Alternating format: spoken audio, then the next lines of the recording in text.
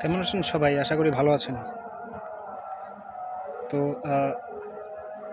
এখন আমাদের সোশ্যাল মিডিয়ার যুগে মানে আমাদের হাতের মুঠোয় স্মার্টফোন, সোশ্যাল মিডিয়া, নিউজ সবকিছু এবং স্পেশালি এমন একটা সময় যখন মানে আ কিছুদিন পরেই ভূমিকম্প হচ্ছে এবং কম্পন অনুভূত হচ্ছে, আফটার শক কত কিছু।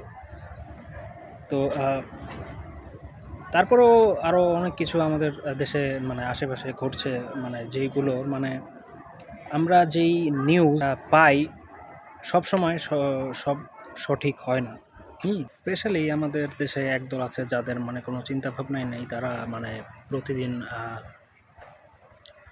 তাদের রাজনৈতিক অ্যাক্টিভিটি করে যাচ্ছে। অন্যদিকে আপনার যদি ফেসবুকে ঢোকেন, একেকজন একেক রকমের মতো পাগলের মতো পোস্ট করছে। কোনটা অথেন্টিক নিউজ, কোনটা বানানো নিউজ মানে বোঝা মুশকিল। এবং নিউজ পোর্টালগুলো আমাদের দেশের মনে হয় ইন্ডিয়া থেকে ইন্সপায়ার্ড।